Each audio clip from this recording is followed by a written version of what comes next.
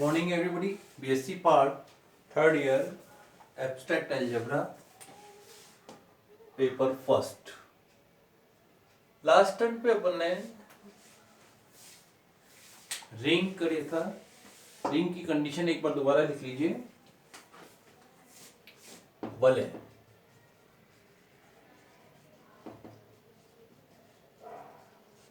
वलय के लिए अपन ने कंडीशन लिखी थी फर्स्ट R प्लस अबेलियन होना चाहिए.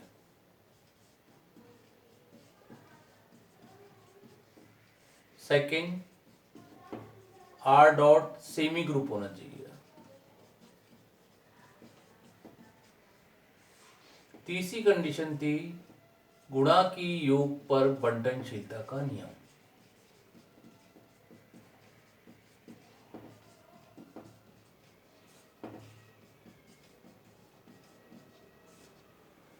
R प्लस अबेलियन इसका मतलब प्लस के लिए आइडेंटिटी, इनवर्स, साचरता, क्रमणीयता.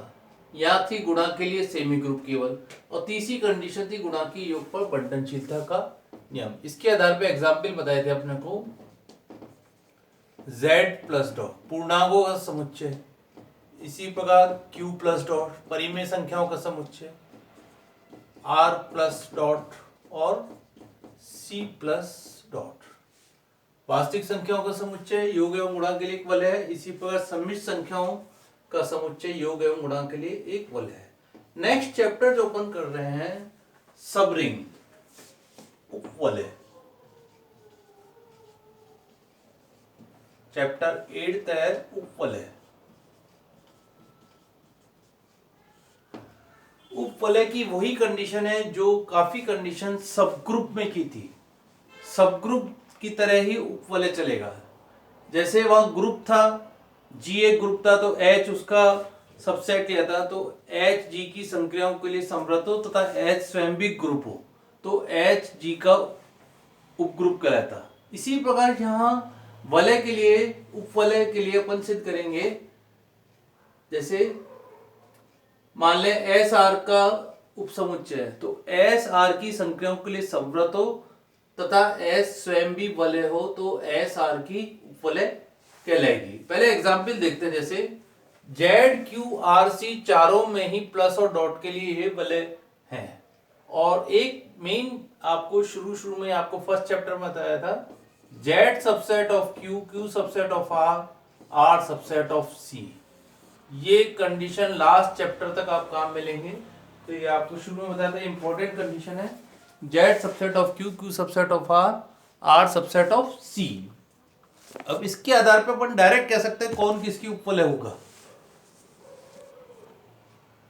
देखिए अब चारों ही वलय के उदाहरण है और जेड में वही ऑपरेशन है प्लस और डॉट, क्यू में भी प्लस और डॉट है. तो आप कह सकते हैं Z plus dot is subset of Q plus dot. अतः Z plus dot Q plus dot का उपवलय है.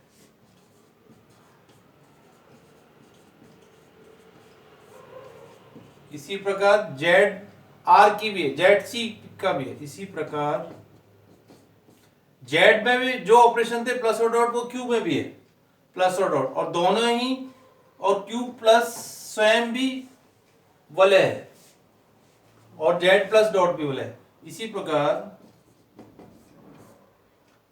जेड सब प्लस डॉट सबसेट है आर प्लस डॉट का.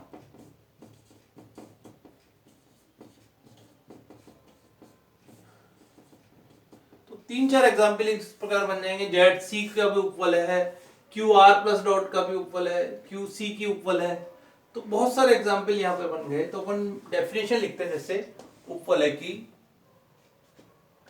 माना एस आर का अरिक्त उपसमुच्चय है एस आर वलय का. अरिक्त उपसमुच्चय है तो एस आर की उपवलय कहलाएगा यदि S R की संक्रियाओं के लिए संवृत हो। R में कौन सी संक्रियाएं? योग एवं गुणा। यदि S R की संख्या योग एवं गुणा के लिए संवृत हो तथा S स्वयं भी इन संक्रियाओं के लिए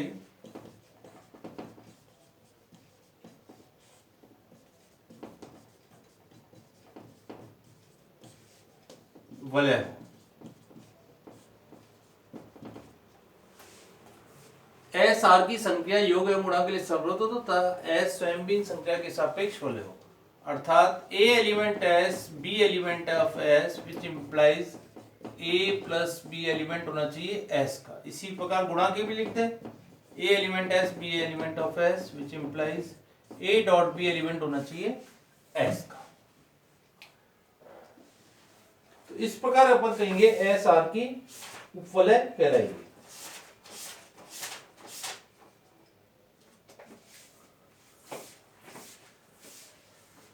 एग्जाम्पल इसके यही हो गए। अर्थात और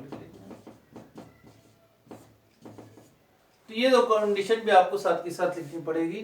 एग्जाम्पल में आ गया पूर्णांक Z plus dot subset of C plus dot. अतः Z Q C plus dot की उपवलय है।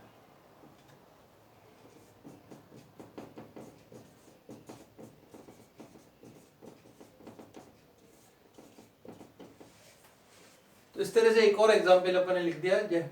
तो बहुत सारे एग्जाम्पल यहाँ पे बन सकते हैं। अब नेक्स्ट इसकी पहले अपन थ्योरम लेते हैं जो इंपॉर्टेंट थ्योरम है।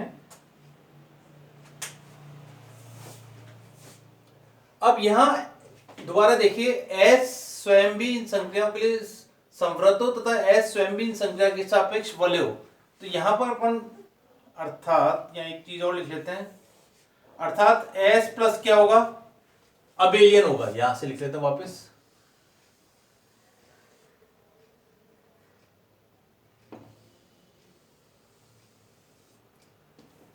अब S सबसेट है R का तो S प्लस स्वयं भी क्या होगा? अबेलियन होगा। जब उपवलय हो गई इसके बाद आ जाइए यहां पे नेक्स्ट S डॉट क्या होगा? सेमी ग्रुप होगा। और तीसरी कंडीशन है ही गुणा S में भी होगी गुणा की योग पर बंटनशीलता। तो ये सब चीजें भी S में होनी चाहिए। तो अपन कहते हैं इस प्रकार अपन ने S जब R की उपवलय हो गया तो ये तीन कंडीशन S में भी सेटिस्फाई होंगी। अब आइए इनकी मेन थ्योरम पे।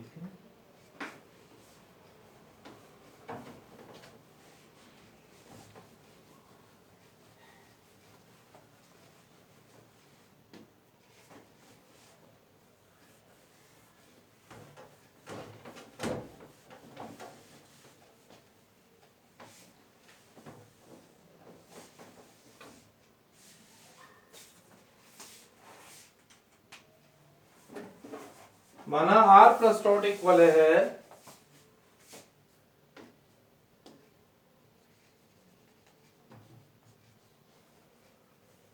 माना R प्लस डॉट वलय है और तथा R का अरिक्त उपसमुच्चय S है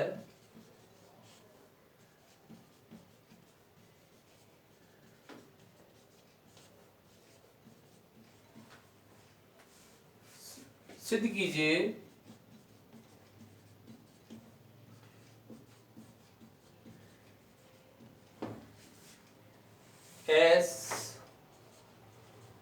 उपवलय होगी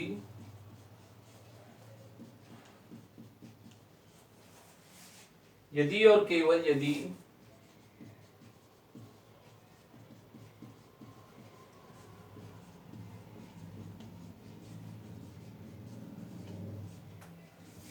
और केवल यदि A element S B element of S which implies A minus B element of S. दूसरी कंडीशन है A element of S B element of S which implies A dot B element of S. तो ये theorem में यदि और केवल यदि दिया हुआ, इसका मतलब दोनों कंडीशन प्रूव करनी है। यदि S R की उपवलय है तो ये दो कंडीशन होनी चाहिए, और यदि ये दो कंडीशन दी हुई है तो S उपवलय होनी चाहिए।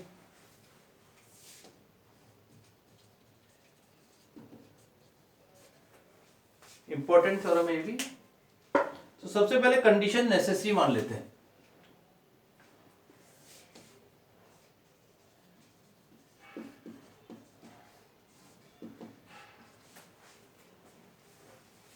प्रतिबंधों की आवश्यकता। माना एस आर का उपवलय है, माना एस आर की उपवलय है, अतः एस आर की योग एवं गुणा संक्रिया के लिए संवृत है,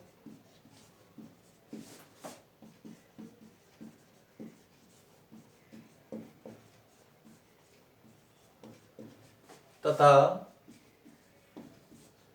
एस स्वयं भी वलय है। अभी अपन ने डेफिनेशन लिखी थी, उसके आधार पे मान लिख दिया। जब एस आर की उपवलय हो गई तो एस आर की योग एवं गुणा संख्या के लिए संवृत है तथा एस स्वयं भी वलय है। अर्थात A element of S B element of S which implies, एवं यहां पे और लिखिए S प्लस अभिलयन भी होगा।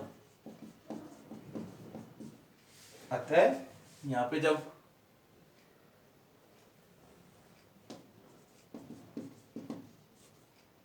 S प्लस अभिलयन होगा, अर्थात A element of S plus अभिलयन है, तो इसका मतलब प्रत्येक अवयव का प्रतिलोम भी इसमें विद्यमान है।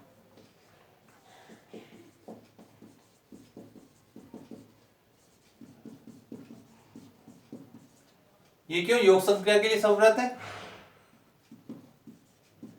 योग के लिए संवृत है। अभी अपन ने ऊपर लिखा है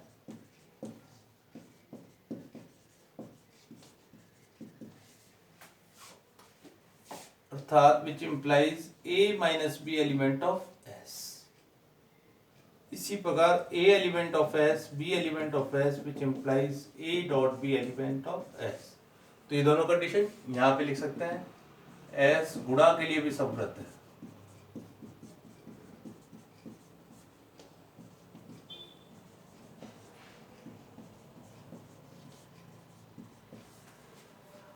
तो ये कंडीशन प्रूव हो गई। जब एस आर की उपवलय हो गई तो ये दोनों कंडीशन भी प्रूव हो गई। अब आ जाए कंडीशन इज सफिशिएंट।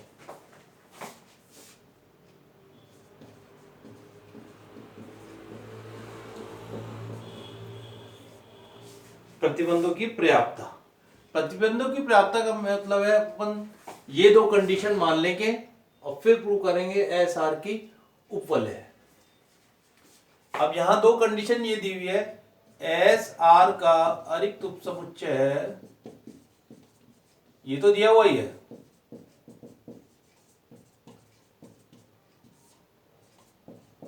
जबकि A element of S B element of S which implies A minus B element of S,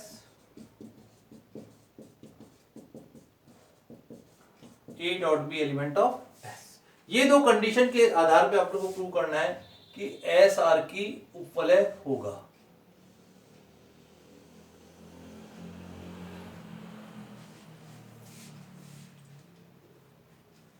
अब एस आर का समुच्चय, तो इसका मतलब एस में कम से कम एक अवयव विद्यमान है।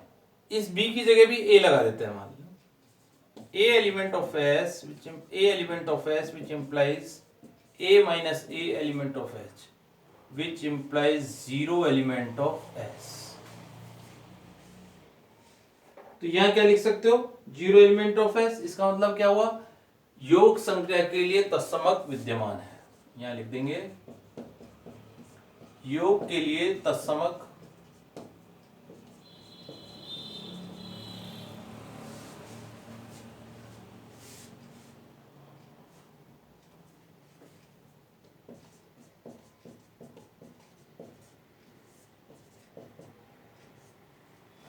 अब क्या कीजिए, जीरो और ए ले लीजिए, zero element of S, A element of S, zero minus A का योज्य प्रतिलोम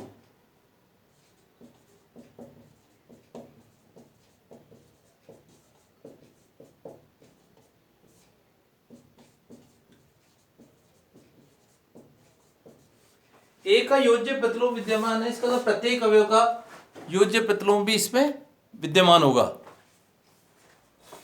अब ए का माइनस ए है तो इसका मतलब बी का भी प्रतिलोम विद्यमान है। तो ए एलिमेंट ऑफ एस, यहां से ले देते हैं,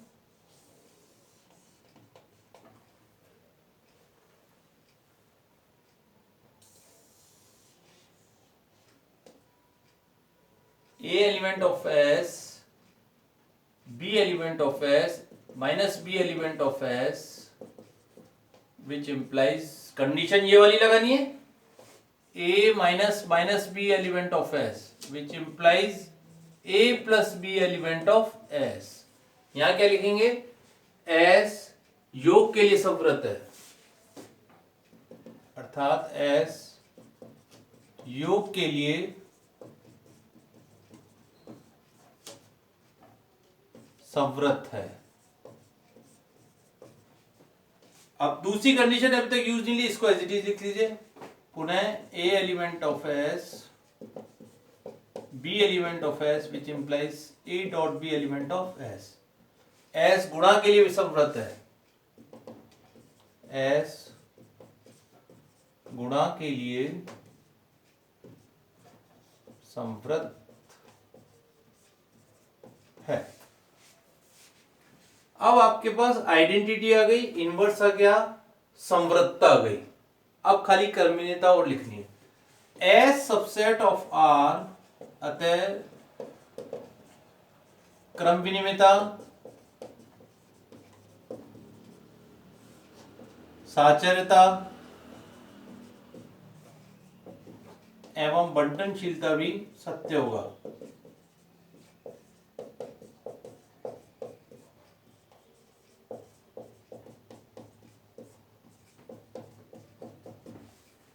एवं बंटनशीलता भी सत्य होगा, अर्थात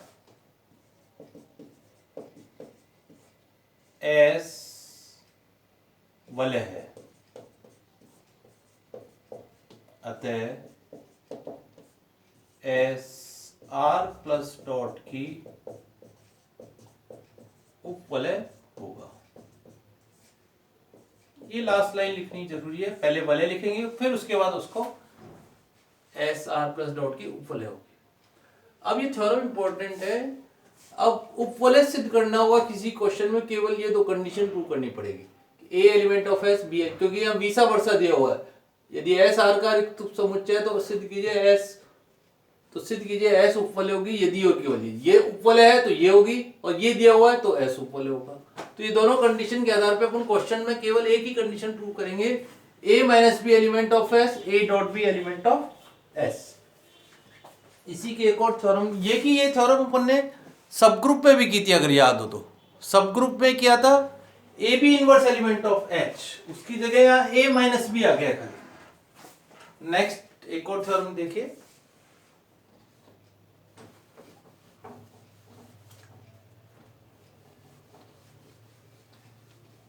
अब इस थ्योरम का आगे स्टेटमेंट को यूज लेंगे।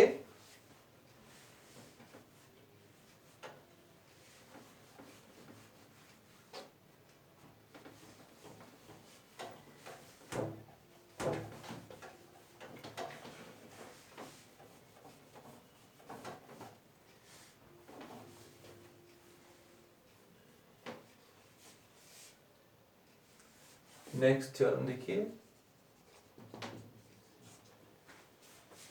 नेक्स्ट थ्योरम कह रहा है सिद्ध करो दो उपवलयों का सर्वनिष्ठ भी।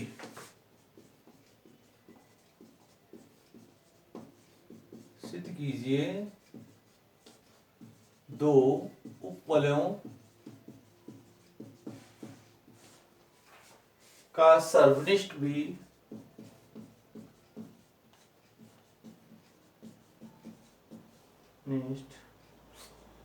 एक उपवलय होता है।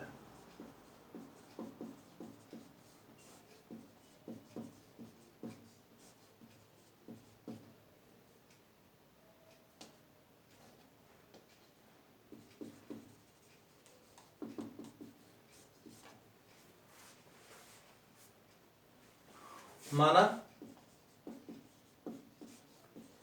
S1 S2 R plus dot वलय की दो उपवलय हैं।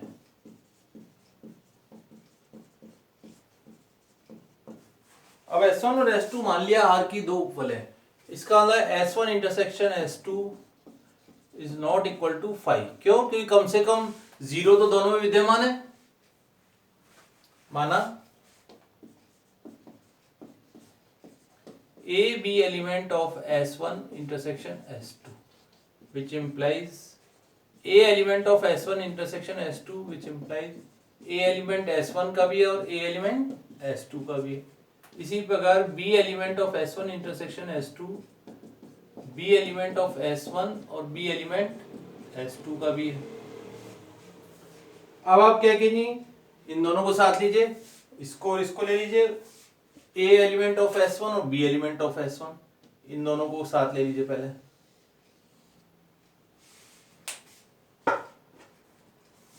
पुनः A element of S1 B element of S1, इन दोनों को साथ ले लिया, विच इम्प्लाइज क्या इसको डायरेक्ट लिख सकते हैं A minus B element of S1 और A dot B element of S1। क्यों? क्योंकि S1 R की उपवलय है। यहाँ ऊपर लिखा है S1 और S2 R प्लस डॉट वलय की दो उपवलय है। अभी पिछली थ्योरम से ले लिया इसको, इसी बार अब इन दोनों को ले लीजिए। A element of S2 B element of S2 which implies A minus B element of S2 एवं A dot B element of S2। अब यहां दोनों से देख, यहां लिख सकते हैं S1 तथा S2 R की उपवलय है।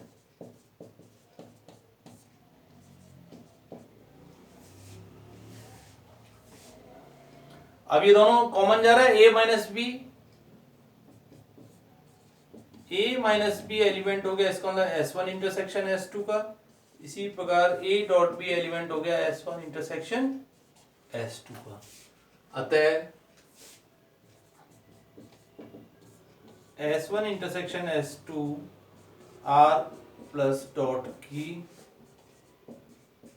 उपवलय होगा।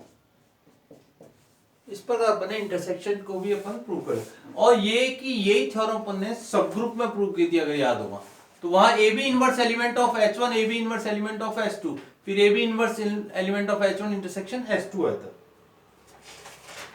अब इसके आधार पे एक क्वेश्चन देखते हैं छोटा सा।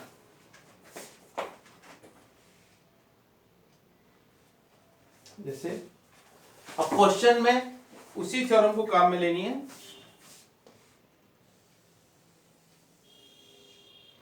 एग्जाम्पल देखिए, सिद्ध कीजिए समुच्चय S बराबर दिया हुआ है A plus iota B where A B element of Z C पर योग एवं गुणा के सापेक्ष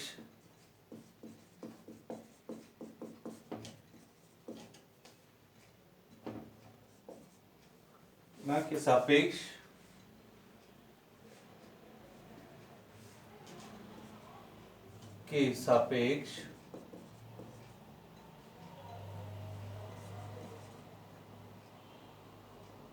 सी का उपवलय होगा।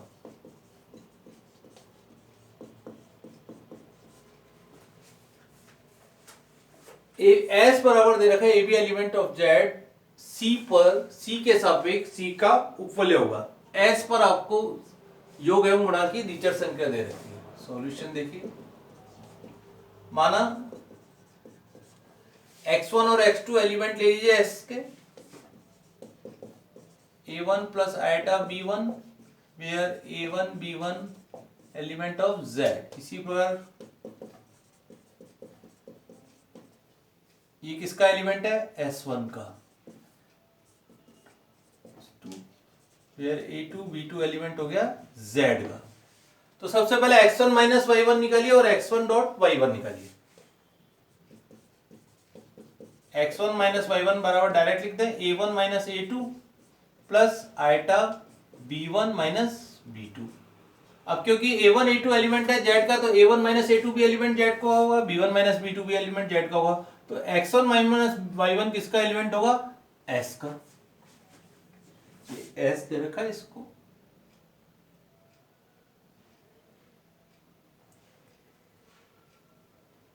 a1 प्लस आइटा b1, इसको ऐसे लिख लीजिए, element of s, a2 plus iota b2 element of s।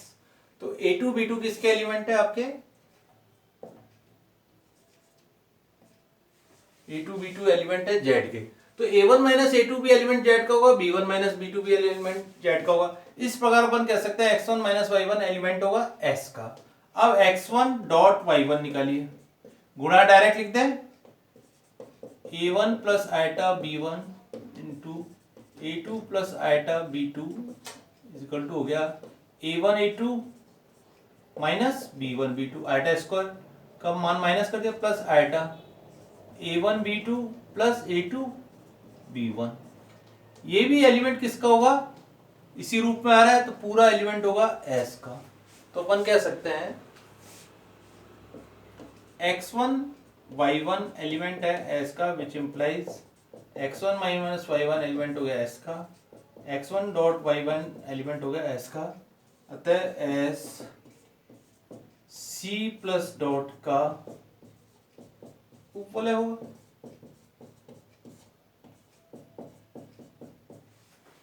क्योंकि सब आपका उसी रूप में आ रहा है।